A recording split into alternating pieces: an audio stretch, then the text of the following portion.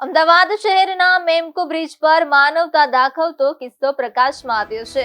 Bike પર જતા એક યુવકના ગળામાં અચાનક પતંગની દોરી વાગતા ગંભીર રીતે ગળું કપાયું હતું। આ ઘટનામાં યુવક લોહીલુહાણ હાલતમાં માર્ગ પર અટવાઈ ગયો હતો, ત્યારે ત્યાં હાજર પોલીસ કોન્સ્ટેબલે તાત્કાલિક 108ની રાહ જોયા વગર નજીકની હોસ્પિટલમાં પોતાના બાઇક પર બેસાડીને લઈ ગયા હતા। મેમકો 4 રસ્તા પાસે બાઇક સવારને ગળામાં દોરી વાગી હતી। બાઇક સવારને દોરી વાગતા ગળાના ભાગે લોહી નીકળવાનું શરૂ થયું હતું, ત્યારે ત્યાંથી પસાર થતા એક પોલીસ કોન્સ્ટેબલ તુરંત જ 108ની રાહ જોયા વગર પોતાની બાઇક ઉપર બેસાડીને હોસ્પિટલ પહોંચાડ્યો અને એક જીવ બચાવ્યો હતો। તે દરમિયાન ત્યાં ફરજ પર હાજર પોલીસે તાત્કાલિક પરિસ્થિતિને સમજી ઝડપી કાર્યવાહી કરી। પતંગની દોરી વાગવાના કારણે યુવકના ગળાના ભાગે અંદાજે 20 ટાંકા આવ્યા છે।